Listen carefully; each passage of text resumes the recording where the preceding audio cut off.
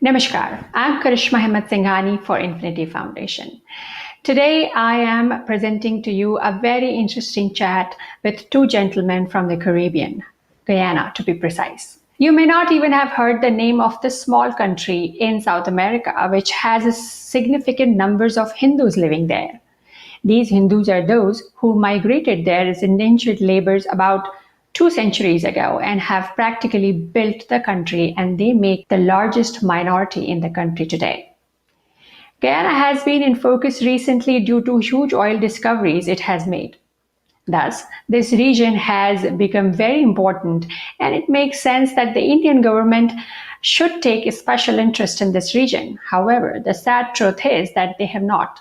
Hindus, who are the largest minority and builders of the country, are facing major human rights issues, but there has been very little or no interest in their plight from the international community, who otherwise are very vocal about the religious freedom and human rights when it comes to Christian community. It's perhaps understandable that the larger international community has just ignored the woes of Guyanese Hindus, since Hindus don't count for them at all. The lack of support from the Indian government is the unkindest cut of all, considering they are the natural ally of Hindus of Guyana, culturally and by religion. And the current Indian government by far has been the most uncaring one, though there has been general neglect from the previous governments too. To top it all, sadly, the NRI community worldwide has not shown much interest in their plight too. Through this chat with these two gentlemen, one thing comes out very clearly, and that is that Guyana could be a great geopolitical interest for the Indian government, and also that Indian support to the Hindu community living there could be a great booster for the community in their fight against human rights abuse that they are facing. Let's enjoy the interview. And our first guest is Dr. Kirk McGough. He is a former senator from Trinidad and Tobago, former university lecturer and political and cultural activist. He has conducted a national survey in Guyana during the recent political crisis and interviewed leading political and civic figures on all sides of the conflict. And our second guest is Dr. Vishnu Bisram. Dr. Vishnu Bisram was born in Guyana and received his tertiary education in USA. He has multiple doctorates in history, political science, sociology, and economics. He is a columnist for a weekly newspaper and contributes regularly in the media in Guyana and also in India. So let's welcome to the show Dr. McGough and Dr. Bisram. Thank you so much for your precious time. Oh, thank you. Namaste, Karishma ji. Namaskar. It's a pleasure to be here. Thank you for having me. And let me begin asking to you, Dr. Vishnu Bisram, since you are from Guyana, what exactly is happening there politically? What is the crisis? Indians have been coming to Guyana, came to Guyana as indentured laborers, or girmits or girmitias as they are known in India, since 1838. So the presence of Indians in Guyana has been about 182 years. And in addition to Guyana, there are other parts of the Caribbean, Southern Caribbean in particular. The three places that had a very large concentration of Indians are in Guyana, Trinidad and Tobago, and Suriname. And in Guyana in particular, we have a political situation where politics is shaped by race. And the two largest ethnic groups are East Indians, who make up almost half of the population. The African population makes up just over a third, and other ethnic groups that contribute to the less. So we have a political impasse or a crisis, as you correctly stated. After elections were held on March 2nd, there is no declaration of the final outcome of the elections. We still don't know officially which political party won. Unofficially, we know which party won, but the defeated party, the loser, has refused to accept the outcome. And so the matter has been ongoing and has become a stalemate. Basically, yeah, the political impasse that's going on right now is that this party, who was in government, was in, and we'll discuss this later on, they actually ruled in a sort of racial ethnic dictatorship that the US supported and Britain against the Indian-led party, and we can talk about that, but that is the historical background to this. So it's not only that this party is refusing to relinquish power when it should have been doing so since December 2018. Although the elections, the result from March 2nd, has been drawn out. Really, this goes back to December 2018 when they should have been out of power. But they've been trying by hook or by crook to stay in, just as was happening in the 60s, 70s, 80s, and 90s. And the world did nothing. The world let it happen. The world turned a blind eye. And the Guyanese people were so oppressed, and the world did not care. Guyana first had its first adult franchise election in 1953, and the political party that was formed was led by a person of Indian descent, Dr. Cheddi Jagan, who went on to win a landslide victory. The government was short-lived because its British government toppled it and went back to colonial rule. Self-rule was restored in 1957. In the intervening period, Dr. Jagan went to several places. One of those locations was in India to seek the help of then Prime Minister Nehru, who provided some support for the restoration of democratic rule in Guyana in 1957. And in elections held in 57, Dr. Jagan won again a landslide, as he also did re-elected in 1961, but was removed from office through an engineered coup that was carried out by the United States and Britain. And so from December 1964, when Dr. Jagan was removed from office, to 1992, there was what was referred to as an ethnic dictatorship, or racial dictatorship. So in Guyana, you have two main political parties: one, the People's Progressive Party, PPP, and the People's National Congress, PNC. The PPP is basically an Indian party, and the PNC is essentially an African party. So the African party was able to capture power and establish a dictatorship from 1965 through 1992. International pressure led to the restoration of democratic governance in 1992, and Dr. Jagan won election. Regrettably, he died in office after 4.5 years in 1997, and his party continued in government, winning election and re-election until 2015, when it was defeated at the polls. So in December of 2018, there was a no confidence motion against the government. The government lost the motion, but refused to leave office until they were pressured by various forces, and elections were finally held some 15 months later, after the no confidence motion, in March 2nd, 2020 of this year. And so now we are in this crisis where the government has refused to allow the official declaration of elections in order for there to be a transition into democracy and a new government.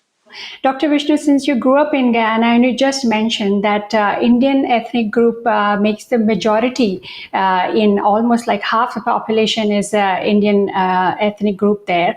And you have seen so much of turmoil happening there, political and everything, and Indian ethnic group suffering politically and socially as well. Are you happy with the Indian government support to the group in Guyana, or do you think they could do more? I'm not pleased at all with the Indian government response, especially to this current crisis. In fact, the Indian government has been very silent, except for a 3-sentence response about a month after the election. It really did not say anything at all. I think this goes back to then Prime Minister Nehru, who told the Indian population after India became independent in 1947, that to fend for themselves. And basically Indians in Guyana and in other parts of the Caribbean as well have been fending for themselves. India really has not provided much political support. Yes, there has been a lot of cultural exchange, and there have been a lot of scholarships being given to Indians in the Southern Caribbean to study in India, to maintain cultural links and so forth. But politically, India has not been very supportive at all. Had India taken a more active or activist approach to what has been going on or what went on in Guyana during the 28 years dictatorship and what took place from December of 2018 to now, many of these problems would have been avoided. One should note that India was very, very active in the struggle against apartheid rule in South Africa, as well as the racist rule in what was then Rhodesia. So there is no reason why India can say that's the internal affairs of those countries when you already had a precedent of making statements and intervening in the affairs of Rhodesia and South Africa. Dr. Kirk, would you like to add something on it? The party that led us to independence was led by an Afro-Trinidadian of African descent. And he actually had more affinity to Nehru. And he considered but his party did have a lot of Christian Indians and Muslim Indians, but the bulk of the Hindu Indians were in another party, the opposition party. And Eric Williams, who was our first prime minister, had a lot of affinity to Nehru. I don't think he ever had in-depth conversations with him, but there were connections with the Indian National Congress. And he would chastise the local Indians here as being like the backward Sanatana Dharma Mahasabha in India, as opposed to the progressive socialist policies of Nehru. And so he chastised the Indians here that were with the opposition and not following him as a hostile and recalcitrant minority. And Indians here, particularly the Hindus, were very fearful that this new government would not take into account minority rights, would wipe out their cultural heritage that they had built, for a century before, and more, in fact, and that they would seek to erase their presence. And this concern is still real, and it's still here, but we have kept it in an amazing way for almost 200 years. Now, when Indians, not only in the West Indies, but also in Kenya, in Malaysia, in South Africa, in other colonies where Fiji, where Indians were sent out, representations were made to the Indian government saying, as the British leave, it's interesting because maybe in India, where the British were seen as oppressors, in many times in these colonies, the Indians here saw the British as guaranteeing their protection from a majority rule of mainly Africans who had a lot of resentment against British rule and sort of resented the Indian presence because it didn't make the place, fully African. Basically, So we were a kind of complication to the African liberation narrative, right? So, so now Nehru being bombarded, I suppose, with these requests from Indian communities all over the world, made a statement in the parliament on it, on the Indian parliament. He made an official statement to the parliament that the Indian government had nothing to do with these overseas Indian populations. You need to be good citizens of the country you're in. Now, we can accept that, of course, we need to be good citizens of Trinidad and Tobago, good citizens of Guyana, etc. And we are, right? But we aren't guests here, right? That's something that has to be understood. We built these countries. That's different from when you're going into countries that were already built. These were new, fresh colonies where we were foundational people. And that sense of abandonment that Indians felt by the Indian government, it was very, very, very hurtful to the Indian community, because the Indian community followed and supported the whole Indian nationalist struggle.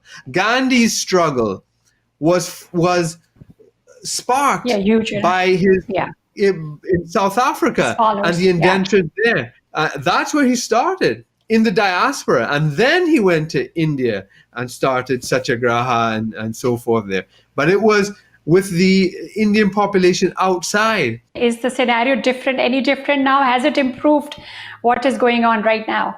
I happen to have had a lot of interaction with then Prime Minister Atal Bihari Vajpayee, who was very fond of girmits. And we met him several times in New York when he would come annually for his visit to the United Nations. He was quite impressed, and he opened up a lot of benefits for us. In fact, it was a suggestion of ours before he became Prime Minister that there should be an annual party of Indians in the diaspora, and this eventually became the PBD. In 2003, which I attended along with many other people annually over the next period of time. So Atal Bihari was quite close with the Indian diaspora in these so-called underdeveloped countries. Subsequently, relationships improved somewhat with the Congress when MOIA was established. For whatever reason, MOIA was dissolved when Prime Minister Modi came into office, and there is now a Secretary of Overseas Indian Affairs. So we were disappointed, so that in that there isn't direct communication with the Indian diaspora. You see, in New York, there was an office, an Overseas Indian Affairs Embassy, which we used to visit very often. That was abolished, and we were hoping something like this could be recreated. We are also hoping that Prime Minister Modi would have spent more time focusing on the Girmit diaspora, for lack of a better term. But we are all part of the Indian diaspora, and we felt that more attention has been focused on the recent Indian diaspora that settled in the U.S. and Europe, Australia, and so forth, since the 1960s. But there is so much benefit to be obtained from the Girmit diaspora, because these societies of Trinidad, Guyana, Suriname, and other islands have so much, and they're so wealthy of natural resources that could be quite beneficial to India, especially that Guyana has discovered one of the largest deposits of oil and natural gas, and Guyana is set to boom. In fact, had it not been for this COVID issue, oil would be flowing out of Guyana over the next couple of years of up to 1.5 million barrels per day. You both have surveyed Guyana, and while we were discussing, you just now, you mentioned, Dr. Vishnu, that how difficult it was. It was a struggle to get a free and fair election finally coming to Guyana. And it started happening, and then now we see another political turmoil. Since you both have surveyed on the ground and you know the ground situation, how do you see this political situation evolve? How do you see what could be the solution as per your survey and your analysis that the situation could be improved, and the free and fair election come back to Guyana? Right. So since I'm familiar with the struggle, this was a very, very difficult, long struggle to have the restoration of democracy in Guyana. And I could tell you, during that period of dictatorship, so many Guyanese left. Today, there are more Guyanese outside of Guyana than in Guyana. There are more Indo-Guyanese living in the United States than there are Indo-Guyanese within Guyana. And besides the U.S., there are Indo-Guyanese in Canada, in Europe, in all the islands of the Caribbean. Even in Trinidad, there were over 10,000 Indo-Guyanese that settled in Trinidad. Tens of thousands settled in Suriname and French Guyana and Brazil and in Venezuela. So one of the things that drove people to migrate was not just the dictatorship, but the oppressive conditions. Not many people in India are familiar that in Guyana, there was the banning of imports of basic food items. For example, potato was banned, garlic was banned, onion was banned, ginger was banned, flour was banned, ghee was banned, agarbatti was banned, and all the items that you needed for the typical Indian diet. Dal, split peas was banned. Chana was banned. We used to have to smuggle dal and chana to Guyana. So that was by design, basically. I used to go to Trinidad, purchase and take it back for family members so that they could make roti. How could you make roti if you have no flour? And how could you make prasad, or what we refer to as mohan bhog in a country if you don't have flour. That's a basic staple for it. And ghee is a basic item. So we had to make do with all kinds of sufferings and limitations and scarcity. So where do we stand today? We don't want to return to that kind of government. So right now, the only issue for us is there was an election. And when you have an election and it's free and fair, and the international observers who were there on March 2nd said the election was free and fair, but the counting of the ballots went haywire, and the counting is where there was fraud. And so we have to write the counting of the process. Essentially, there is fraud here. The clear winner is the so-called opposition, because they should be governing, the PPP party. They should be, and what is happening is that they're trying by hook and crook to not let them in. But I want to put this in a larger perspective, and if we want to say how this can be solved, I mean, the outside world has to put in pressure. Now, our call for Indian citizens, for the Indian government to intervene, is not on a racial basis, on an ethnic basis, but on just justice. There was injustice that occurred. It's very much like the CAA, right? And that whole controversy. Hindus, right? People are saying that that's a discriminatory law, but it is giving refuge to Hindus that are being persecuted in Muslim states, right? These Hindus that were left behind in Pakistan and Bangladesh, in Afghanistan, and what was once India, and with partition, the deal wasn't that you would become an Islamic state and persecute Hindus. So, they are, ancestrally India, and India is giving them shelter. Now, this is just the mere fact of democracy and justice. India should just at least stand up for that. It doesn't have to do it for ethnic reasons, but it's just like in as Vishnu Bisram mentioned, as a friendly country, since the Hindu group is majority. Yes, in South Africa, Afro-Americans felt very strongly about it. There's nothing wrong with that. Afro-Caribbean people felt very strongly against apartheid. There's nothing wrong with that. It was unjust, so we could all come and support justice. So why are Indians afraid to support justice for Indians when it's just justice? When Indians were kicked out of Uganda in 1972, out of Kenya in the 1960s, when not only is the dal and chana and flour and all the essential foodstuffs and materials of cultural expression was not allowed, people were killed trying to, they call them ballot box martyrs. People were killed during that whole period. There was a massacre of Indians in an Indian village, rape of women, of village, which was then later named after the president of Guyana. That's how in your face the oppression was of that party. It was murder as well that was occurring. It was suppression, and you don't have to be, pull out an ethnic card or anything. This is just normal human justice. And if the Indian government, which has stood up for justice around the world, but not in these cases, it's really something that it disappoints, is to put it mildly. So we focused on how Indian government is reacting to it, but if you see, honestly, when you guys were talking, it's a pure human right issue. That's right. The atrocities that are happening in the ethnic group in Guyana is matter of human rights. And what about the international, intervention in this? No UN, no America, since it's a South American, and no neighboring other countries intervening in it. Considering it's a human right violation happening there. Well, the U.S. has been far more vocal.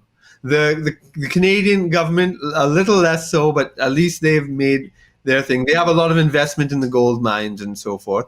The British government, the EU, they've been making statements, thank God, because before they supported the dictatorship from 1964. They supported the deposing of Cheddi Jagan. But at least now they're saying something. They're threatening sanctions. I don't know what will eventually happen, but at least some voices are being raised in the diplomatic community, but it hasn't been made an issue that the people are passionate about. You know, it'll be a statement, it'll be read as a press release, and people will see it in the newspaper, flip the page to the next story. You know, the passion for the issue is not there.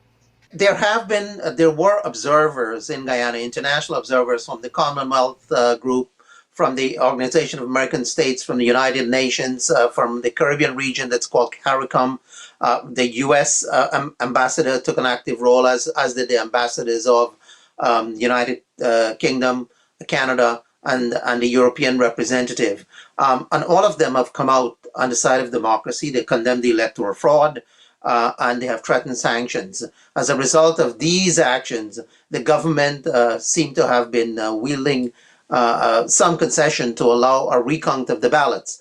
But what the people of Guyana are worried about is that the government may not accept the outcome if it shows that it is defeated. So therefore, we need the international community, we need India and the Commonwealth to galvanize its forces and to warn of serious consequences unless the government allows a real count of the ballots instead of some superficial counting to show itself has won the elections, when in fact the unofficial count had showed the opposition had won the elections by 53% to 46%, with 1% going to the smaller parties.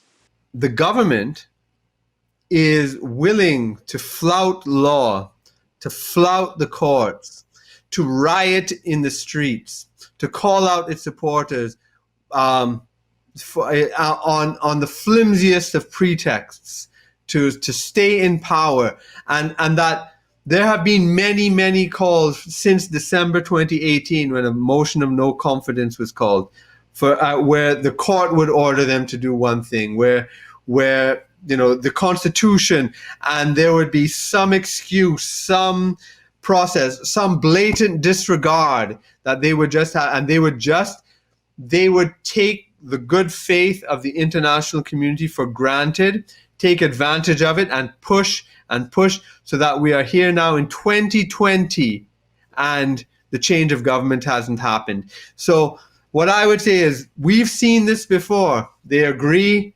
to a recount, and then they pull some technicality, some delay process. So the international community has to be on the ball, because these people will cheat at every single turn, every time you turn your eyes. And, you know, I'm saying it, you know, plainly now, because it is plain. The Commonwealth observers, the observers were there, who went there to be fair and objective, but they just saw the blatant fraud occurring in front of their eyes, that they could no longer give the benefit of a doubt that this is really an attempt to steal the election in front of the world. And what they are doing is they are gambling that the international community will be tired and lose interest, and that nobody will actually do anything anyways.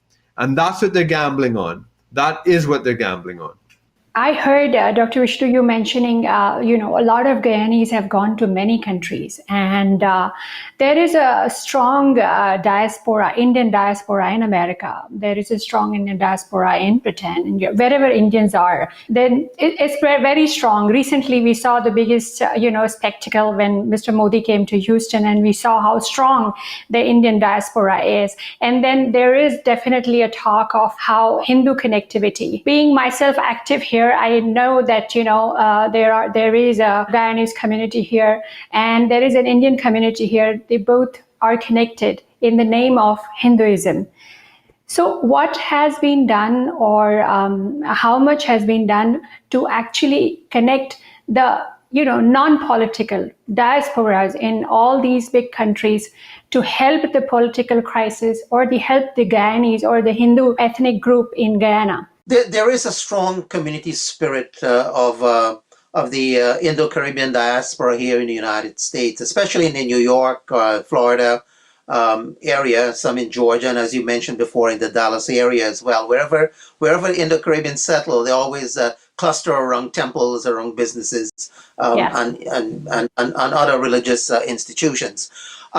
Regrettably, this election happened in the midst of this COVID crisis, and so we have not been able to gather in person to discuss it. But just before the shutdown here in New York, there were rallies among Indo-Guyanese and the Caribbean people to highlight attention and to put pressure on the government of Guyana to accept the will of the voters.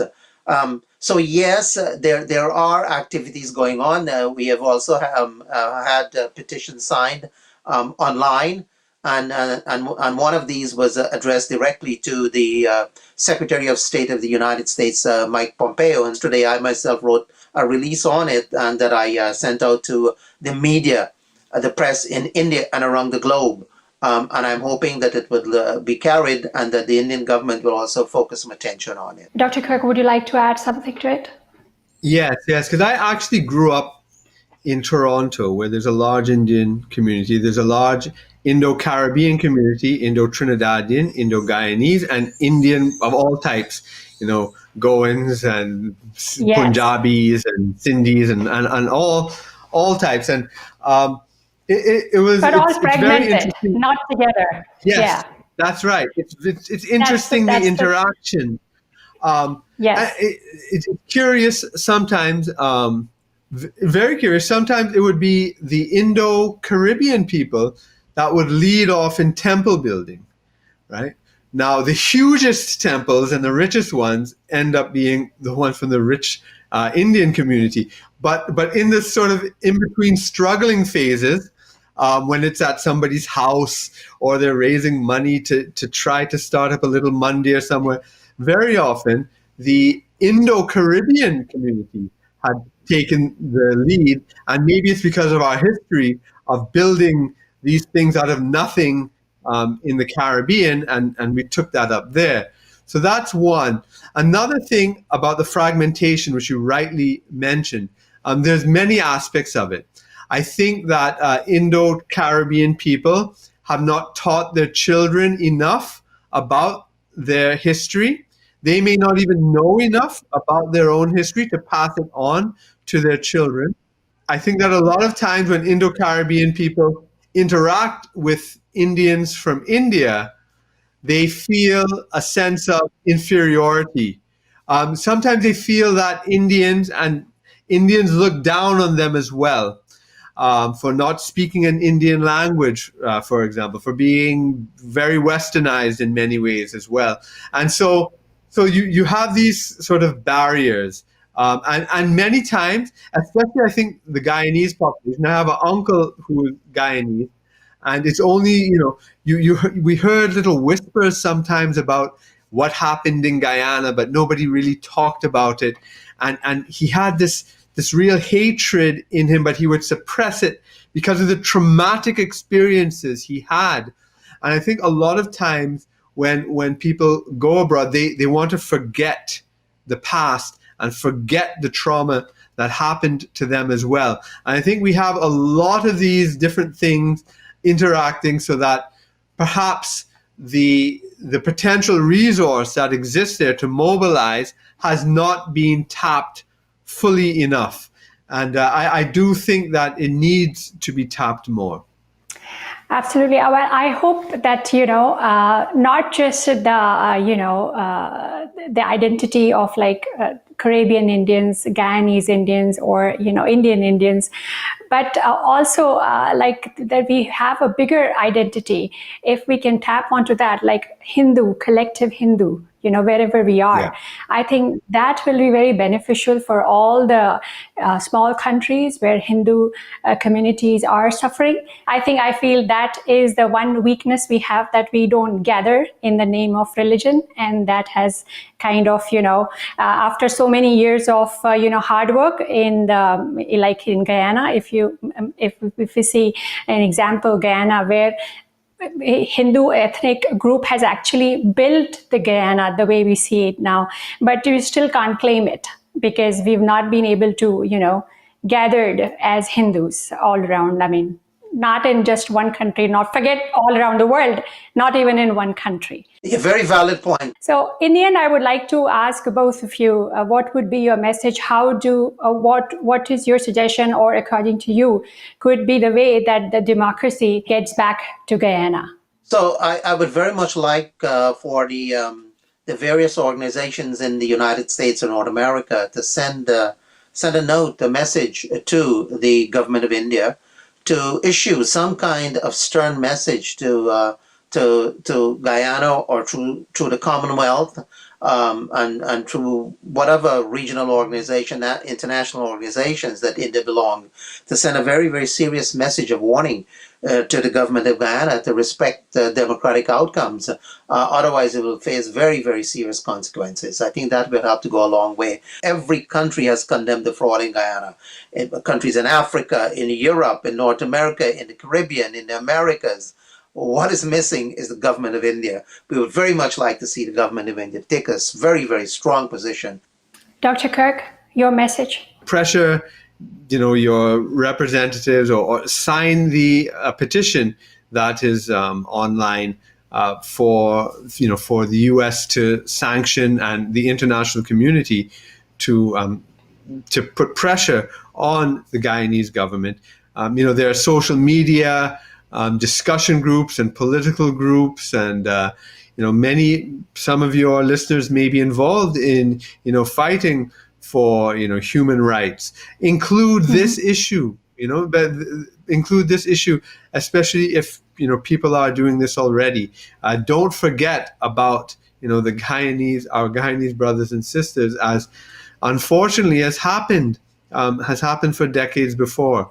That's it's the reason why I reached out to Rajiv ji and this platform, the Infinity Foundation, because I want to make these connections. I want people to understand more. I want to spread the word, and I think that it is something that many of your listeners should be passionate about, and probably would be if they knew more. So if we spread that knowledge through social media, through signing petitions, through talking with the Guyanese people that we may know in our communities, and finding out more, I would encourage that as a step forward. Absolutely. Well, wishing both of you a good luck. I hope that your hard work, or the way you're trying to, raise awareness towards what is happening in Guyana works. And by the end of this crisis that world is facing right now, definitely, I think there's a dawn on the other side, and Guyana sees absolutely brand new dawn, and the dawn of free and fair election, and the right government taking the seat there. Thank you so much for your time, gentlemen. It was lovely talking to both of you. And as I said, wishing all of you good luck. And you have a wonderful day, sir. Thank you so much. Thank you. Thank you very much. Thank you. So that was our interview today. I hope you enjoyed the interview. Please let us know and subscribe the channel. Thank you. Thank you for watching. You can subscribe here and also hit the bell icon to make sure you get notified. To donate, please click this button.